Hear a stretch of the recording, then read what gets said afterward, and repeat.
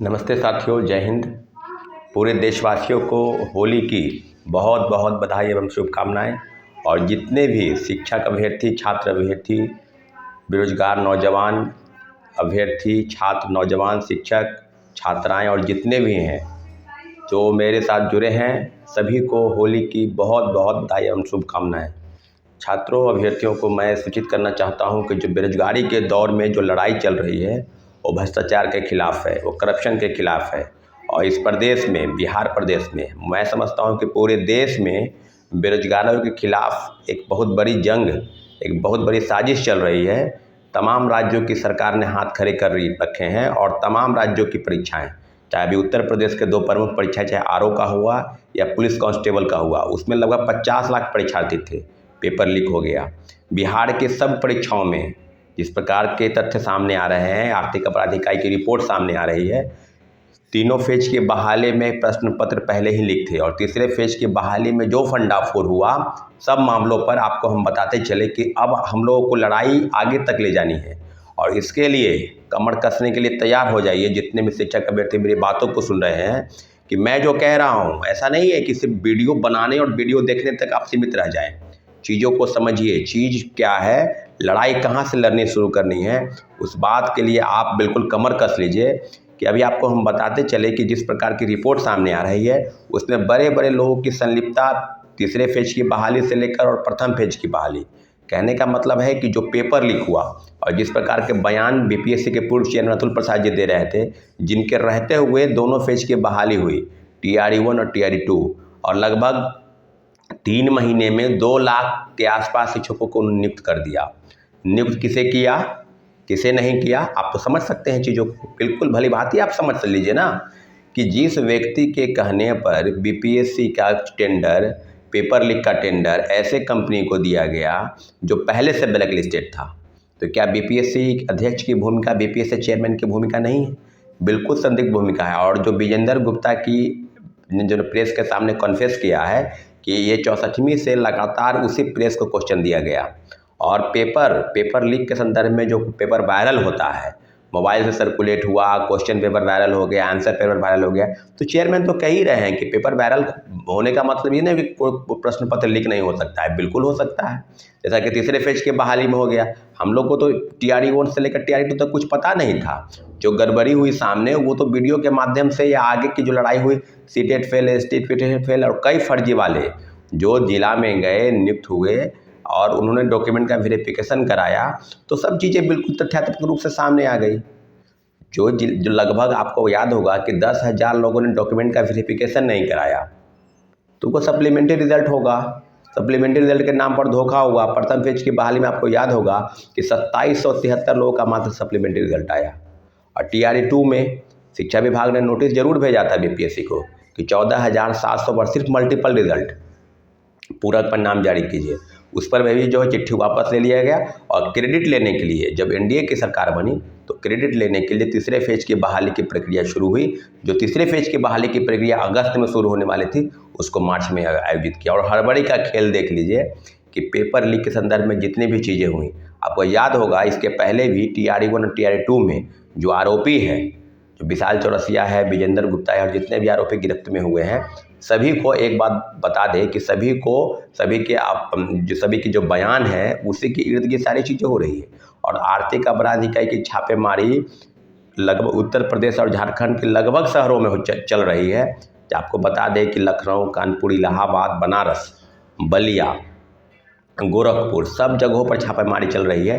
क्योंकि जो निकटवर्ती ज़िले हैं, बिहार के सटे जो ज़िले हैं, वहाँ के आसपास या जो लोगों की संदेह है कि यहाँ पर प्रश्न पत्र मुहैया कराकर लोगों को रटवाया गया, तो बिल्कुल सही बात है। इसमें आप कोई इफ बट नो ये थोड़ी है, ये तो क्लियर मामला बिल्कुल आगे की तरफ हो गया कि सरकार की मानसिकता सिर्फ बहाली निकालने की थी।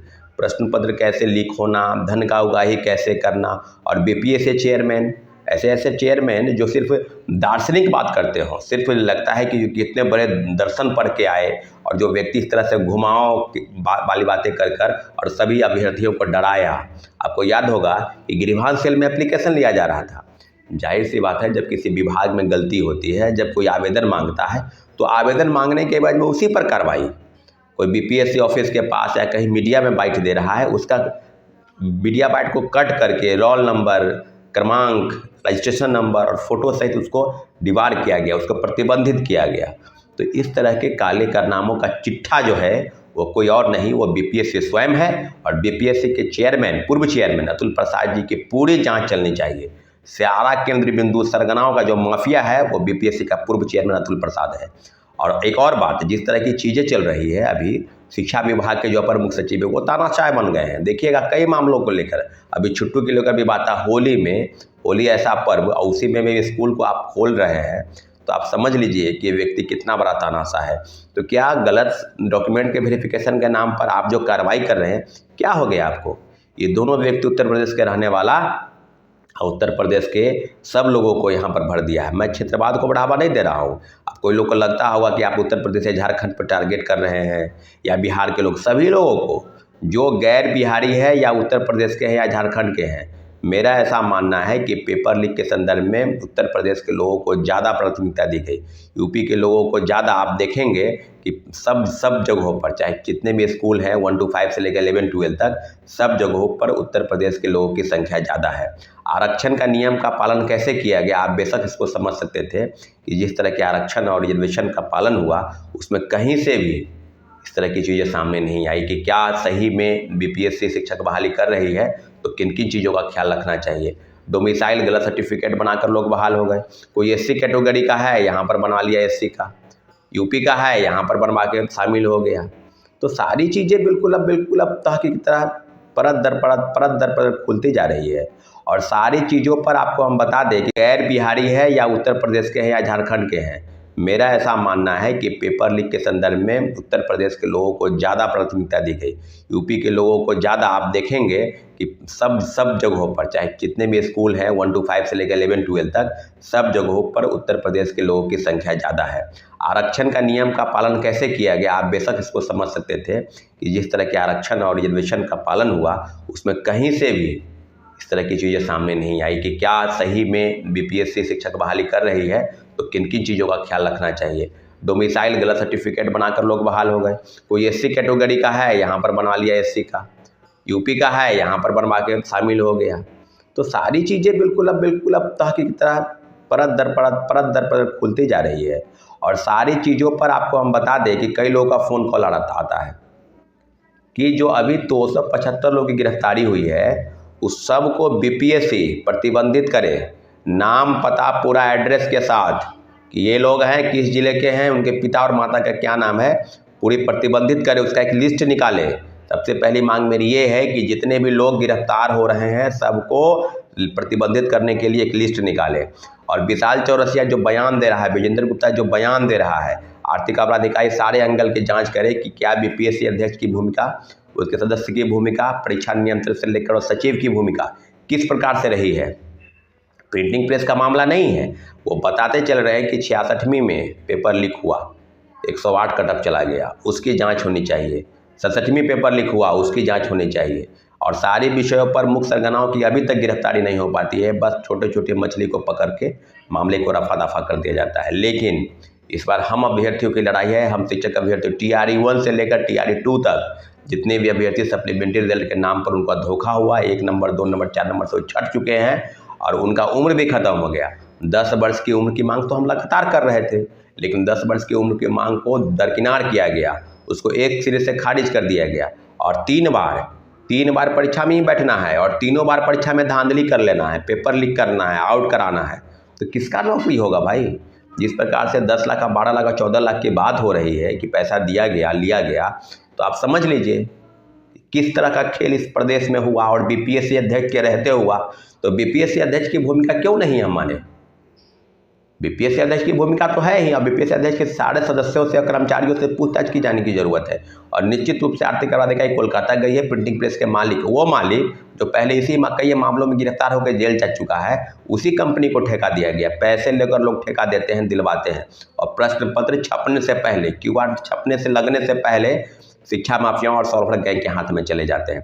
इस तरह के काले कारनामों का चिट्ठा। और कई लोगों का फ़ोन कॉल आता है कि एग्रीकल्चर का जो पेपर हुआ था 1 मार्च और 2 मार्च को, उसका भी प्रश्न पत्र लिखा, जो विजेंद्र गुप्ता ने अपने मीडिया को ब्रीफ करते हुए उसने कहा तो एग्रीकल्चर के जितने भी साथी हैं सबसे आग्रह है कि 2-3 दिन में आप लोग प्लान बना लीजिए और बीपीएससी ऑफिस पहुंचिए और आवेदन के माध्यम से दीजिए कि अगर 10 मार्च तक 10 अप्रैल तक शायद रिजल्ट आने वाला है, रिजल्ट पर अभिरोक लगाया जाए, क्योंकि सब मामलों पर तहकीकात हो, सब मामलों की जांच हो, तब आगे की तरफ निश्चित रूप से बढ़ने की ज़रूरत है साथियों। आगे की लड़ाई बहुत लंबी लड़ाई है। इस लंबी लड़ाई में हम सब एकजुट होकर लड़ाई को अंतिम मुकाम तक पहुंचाएंगे। लेकिन इतना ज़रूर है कि प्रेस की मीडिया के कुछ लोग हैं जो अतुल प्रसाद जो क्रेडिट देते थे, वाहवाही देते थे और पिछलग्गू बनकर उनके सारे मामलों को तह देते थे कि 1 नंबर आईएएस अधिकारी है, 1 नंबर ईमानदार और कर्तव्यनिष्ठ अधिकारी है, वो अतुल प्रसाद है। लेकिन अब भंडाफोड़ हो चुका है ना। ट्विटर मैन जो ट्वीट करते थे, क्या हो गया ट्वीट करके? चांद पर जमीन और कश्ती निकाल कर और शिक्षकों को एकदम वाहवाही देने के लिए ट्रेन लेट हो गया तो आप 3 घंटा के बाद परीक्षा लिए, परीक्षा केंद्र पर लोग अभ्यर्थी पहुंच चुके थे। ये सब मामलों का भंडाफोड़ हो चुका है। 1 कट ऑफ का हाई चला जाना, 1/3 नेगेटिव मार्किंग रखना, सब चीज़ों पर इस तरह की चीज़ें निश्चित रूप से। भाषा की हत्या के लिए TR1 में भाषा का जानकार होना चाहिए शिक्षक बनने के लिए, TR2 में नहीं होना चाहिए। ये सब पाप और अपने षड्यंत्र के तहत तमाम चीज़ों पर निश्चित रूप से कुटराघात हुआ है। नौजवान और बेरोजगारी के साथ जो खेल हुआ है बीपीएससी ने किया है, सभी चीज़ों पर भंडाफोड़ करना है और एकजुट होकर, निश्चित रूप से एकजुट होकर अपनी लड़ाई को अंतिम मुकाम तक पहुंचाना है साथियों। हमारा साथ दीजिए, निश्चित रूप से हम लड़ाई को अंतिम मुकाम तक ले जाएंगे। और TR1 में लेकर जिस प्रकार सप्लीमेंट्री में कोर्ट केस हुआ है, TR2 में भी होगा। और भ्रष्टाचार का जो नंगा नाच बीपीएससी ने किया है, राज्य सरकार को हम आवेदन देंगे, बीपीएससी को आवेदन देंगे, राज्यपाल को देंगे, ज़रूरत पड़ेगा तो राष्ट्रपति और प्रधानमंत्री को भी चिट्ठी लिखेंगे। लेकिन आपके साथ की ज़रूरत है, आपके साथ के माध्यम से हम निश्चित रूप से आगे बढ़ेंगे। हमारे चैनल को प्लीज़ सब्सक्राइब कर लें, ताकि लाइक शेयर करें, ताकि हमारी बात आप तक पहुंच सके और आपकी जो भी समस्या है हम तक पहुंचाने का प्रयास करें। निश्चित रूप से कमेंट सेक्शन में जाएं और कमेंट करें कि क्या लड़ाई कैसे लड़ी जाएगी और कैसे कैसे बिंदुओं पर हम आगे बढ़ेंगे। निश्चित रूप से बीपीएससी के ऑफिस के पास हम लोग जाएंगे और आवेदन के माध्यम से चेयरमैन को बताएंगे कि 1 to 1 एक चीज़ों की जाँच करें और आर्थिक अपराध को इकाई को आवेदन देंगे। जाहिर सी बात है, सब बिंदु की जांच होगी, तब दूध का दूध और पानी का पानी की तरफ बिल्कुल साफ हो जाएगा मामला कि सब सरगनाओं का अगर कोई जड़ है तो बीपीएससी स्वयं है साथियों। ठीक है, धन्यवाद, जय हिंद।